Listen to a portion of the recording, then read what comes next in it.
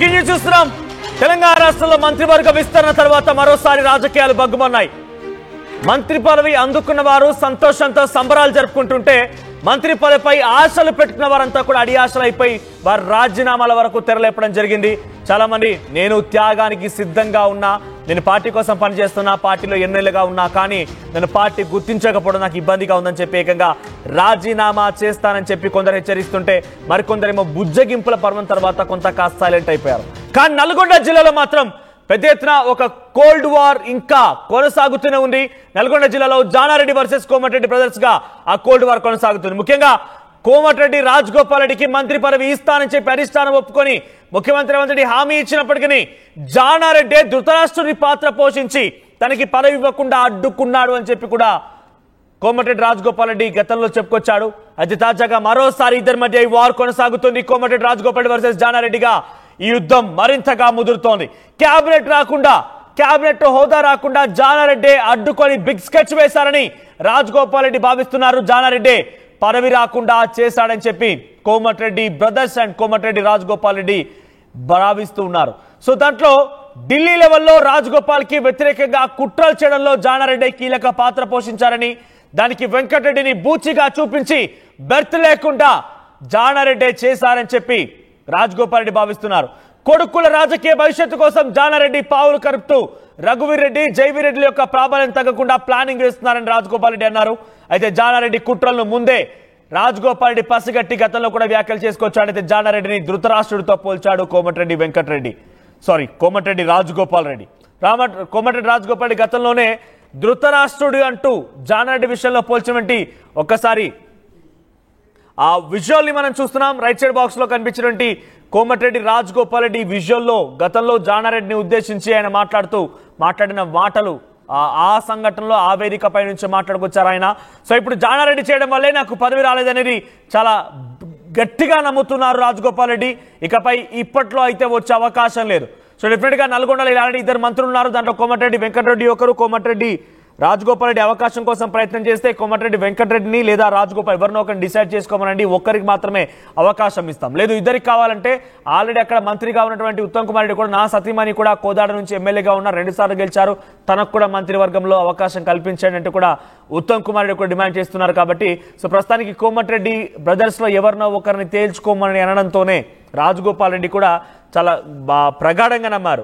మా అన్నకి ఆల్రెడీ మంత్రి పదవులు అవకాశం ఉండగానే నాకు కూడా ఇస్తారు, ఎందుకంటే నేను చాలా సీనియర్గా ఉన్నాను, నేను పార్టీకి బీజేపీలోకి వెళ్ళి బీజేపీకి రిజైన్ చేసి వచ్చింది కూడా ఈ కమిట్మెంట్తోనే, కాబట్టి నాకు నమ్మకం ఉంది, భువనగిరిలో ఎంపీ సీట్ గెలిపించాను, ఇవన్నీ కూడా కలగలుపుకొని నాకే మంత్రి పదవి వస్తున్నటువంటి ఒక భావనలో రాజగోపాల్ రెడ్డి ఉన్నప్పటికీ జానారెడ్డి దాన్ని అడ్డుకున్నారని మాత్రం చాలా గట్టిగా నమ్ముతున్నారు రాజగోపాల్ రెడ్డి. మరిన్ని అప్డేట్స్తో మా ప్రతినిధి మధు సిద్ధంగా ఉన్నారు. మధు, రాజగోపాల్ రెడ్డి జానారెడ్డికి మధ్య విభేదాలు కొనసాగుతున్నాయి. ఇప్పటికే రాజగోపాల్ రెడ్డి జానారెడ్డిని ధృతరాష్ట్రుడితో పోల్చారు. ఇప్పుడు మంత్రివర్గంలో చోటు లభించకపోవడానికి గల ప్రధాన కారణం కూడా జానారెడ్డి అని చాలా గట్టిగా నమ్ముతున్నారు.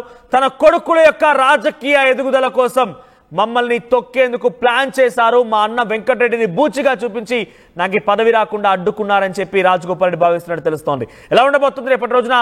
మరోసారి అసలు బేసిక్గా రాజగోపాల్ రెడ్డి అంటేనే బేసిక్గా నాకు కొంచెం తిక్కు ఎక్కువ, దానికో లెక్క ఎక్కువ అన్నట్టుగా మాట్లాడుతుంటే అటువంటి సినిమా డైలాగ్ వర్తిస్తుంది ఆయనకి. సో రేపటి రోజున ఆయన ఏం చేయబోతున్నారు, ఎటువంటి అప్డేట్స్ అందుతున్నాయి? నిజంగా రాజగోపాల్ రెడ్డికి గతంలో హామీ ఇచ్చినట్టుగానే ఏఐసీసీ ఆయన చెప్తా ఉన్నారు. కానీ ఇక్కడికి మంత్రివర్గ విస్తరణకు వచ్చేసరికి ఒకే కుటుంబంలో ఇద్దరికి లేవు. మళ్ళా ముఖ్యంగా ఉమ్మడి నల్గొండ జిల్లాలో ఒకే సామాజిక వర్గానికి చెందినటువంటి వారికి అవకాశం దక్కుతుంది అనేటువంటి చర్చ ఒకవైపు ఉంటే, జానారెడ్డి హైదరాబాదు లేదంటే రంగారెడ్డి నుంచి, ఉమ్మడి రంగారెడ్డి జిల్లా నుంచి ఒకరికి అవకాశం కల్పించాలి మంత్రివర్గంలో అనేటువంటి స్టేట్మెంట్ వివాదాస్పదమైంది. ఎందుకంటే ఉమ్మడి రంగారెడ్డి జిల్లా నుంచి మంత్రివర్గంలో స్థానం ఆశిస్తున్నటువంటి వారిలో ఇద్దరు రెడ్డిలే ఉన్నారు. ఒకరు మల్లెడ్డి రంగారెడ్డి, మరొకరేమో రామ్మోహన్ రెడ్డి.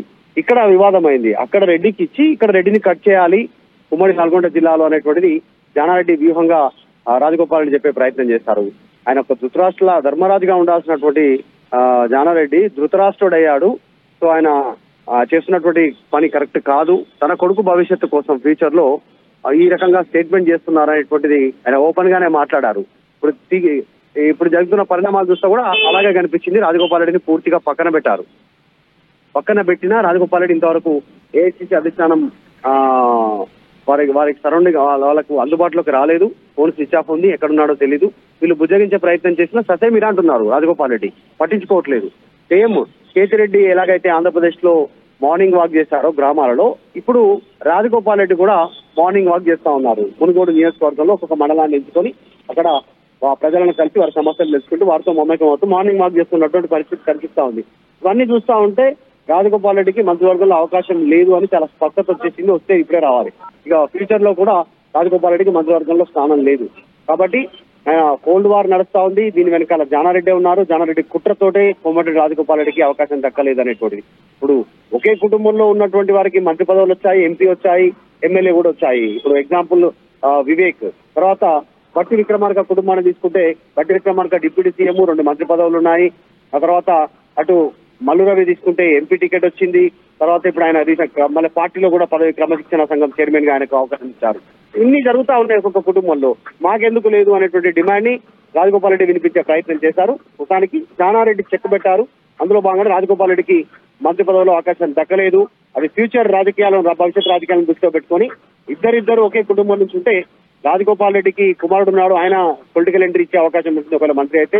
జానారెడ్డి కుమారులు ఉన్నారు, ఆయన వల్ల ఇబ్బంది ఉంటుంది ఫ్యూచర్ వాళ్ళకి అనేటువంటిది ఆలోచించి చెక్ పెట్టాలనేది చర్చ జరుగుతుంది. అయితే చాలా క్లియర్ గా జానారెడ్డి చేయడం వల్లే రాజగోపాల్ రెడ్డికి మంత్రి పదవి రాలేదనేది భావిస్తున్నారు. కాబట్టి నల్గొండ జిల్లాలో ఇప్పటికే పెద్ద ఎత్తున విభేదాలు ఉన్నాయి. ఒకరు కోమటిరెడ్డి వర్గం అని, ఇంకొకరు ఉత్తమ్ కుమార్ రెడ్డి వర్గం అని, ఇంకొకరు జానారెడ్డి వర్గం అని. మధ్యలో ఇటు భువనగిరి ఎంపీగా చామల కిరణ్ కుమార్ రెడ్డి గెలుపొందే పోటీ చేస్తున్న సమయంలో కూడా రేవంత్ రెడ్డి తన వర్గాన్ని తీసుకొచ్చి పెట్టారనేటువంటి ఒక భావనలో కూడా అక్కడ రాజగోపాల్ రెడ్డి మాట్లాడుకోవడం జరిగింది. సో ఈ వర్గ విభేదాలు నల్గొండ రాజకీయం ఎలా పెద్ద ఎత్తున ఆందోళన కలిగించబోతున్నాయి? అక్కడ కాంగ్రెస్ పార్టీ నాయకుల వర్షన్ ఏంటి, వాళ్ళు ఏం చెప్తున్నారు? అందుబాటులోకి రావట్లేదు రాజగోపాల్ రెడ్డి. తీవ్రమైనటువంటి ఆవేదనతో ఉన్నారు, ఆయన ఆగ్రహంతో ఉన్నట్టుగా తెలుస్తా ఉంది. ఏఐసిసి అధిష్టానం హామీ ఇచ్చినా దాన్ని ఇక్కడ అమలు చేయకుండా జానారెడ్డి అడ్డుపడుతున్నారు అనేటువంటిది కాంగ్రెస్ పార్టీ వర్గాలు భావిస్తా ఉన్నాయి. ముఖ్యంగా జానారెడ్డికి సంబంధించిన అంశంలో కాస్త వివాదాస్పదం అవుతున్నాయి ఇన్సిడెంట్స్ అన్ని కూడా మనం గతంలో చూసాం. బీసీ కులగణనకు సంబంధించిన విషయంలో జానారెడ్డి అడ్డుపడే ప్రయత్నం చేశారు. రిజర్వేషన్ విషయంలో కూడా పూర్తి స్థాయిలో ప్రభుత్వ పరంగా అమలు చేయకుండా చేయగలిగారు అనేటువంటి విమర్శలు ఎదుర్కొన్నారు. ఆయన యాక్టివ్ పాలిటిక్స్ కు దూరంగా ఉంటున్నారని స్టేట్మెంట్ చేసి జానారెడ్డి మళ్ళీ ఇప్పుడు యాక్టివ్ పొలిటీషియన్స్ కంటే ఎక్కువగా యాక్టివ్ గా కాంగ్రెస్ పార్టీలో ఆయన చేయగలుగుతున్నారు, ఆయన యాక్టివిటీ చేయగలుగుతున్నారు అనేటువంటి చర్చ కాంగ్రెస్ పార్టీలో ఉంది. నిజంగానే జానారెడ్డి రాజగోపాల్ రెడ్డికి మంత్రి పదవి రాకుండా అడ్డుకున్నారనే ఒక అభిప్రాయం కాంగ్రెస్ పార్టీలో ఉంది. మరి ఇది ఎట్లా ఓవర్కమ్ చేస్తుంది అధిష్టానం? ఎందుకంటే ముఖ్యమంత్రి రేవంత్ రెడ్డి ఈరోజు ఢిల్లీ వెళ్తున్నారు.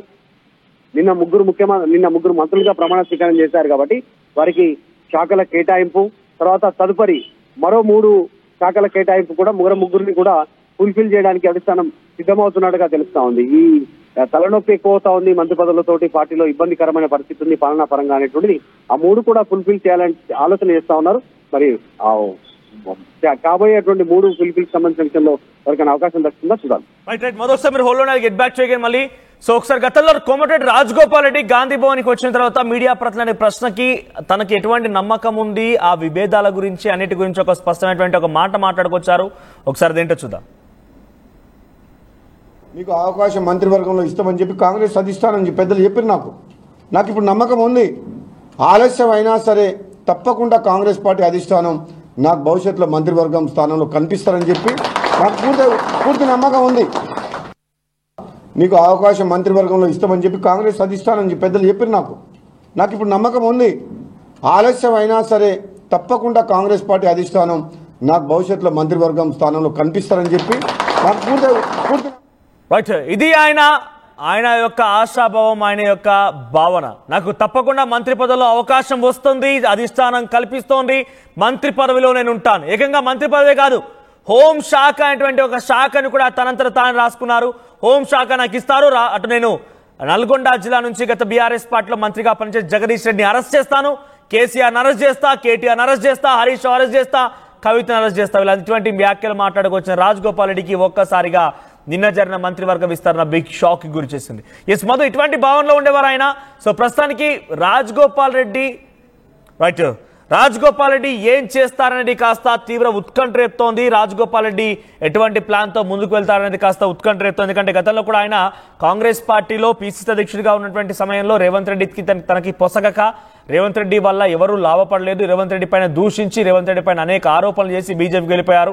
సో ఆయన బీజేపీకి వెళ్ళిపోయి మళ్ళీ ఉప ఎన్నికలు తీసుకొచ్చి పోటీ చేసి ఓటమి పాలైన తర్వాత తిరిగి కాంగ్రెస్లోకి వచ్చి మళ్ళీ మొన్నటి ఎన్నికల్లో మరోసారి గెలుపొందారు.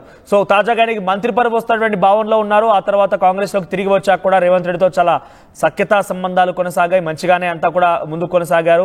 విభేదాలు లేవటువంటి కొన్ని సంకేతాలను అనేక సందర్భాలు అనేక వేదికలపైన పంచుకున్నారు. రేవంత్ రెడ్డి మాకు తమ్ముడు లాంటి వాడు, అన్న లాంటి వాడు అంటూ కూడా కోమటిరెడ్డి బ్రదర్స్ మాట్లాడుకొచ్చారు. కానీ తాజాగా మరోసారి రాజగోపాల్ రెడ్డికి మంత్రి పదవుల అవకాశం కల్పించకపోవడం పైన మరి ఎటువంటి నిర్ణయం తీసుకుంటారో చూడాలి. జానారెడ్డిపై అయితే గుర్రుమంటున్నారు, పచ్చిగడ్డి వేస్తే మండే రకంగా ఇద్దరి మధ్య ఇప్పుడు ఓ కోల్డ్ వార్ కొనసాగుతుంది.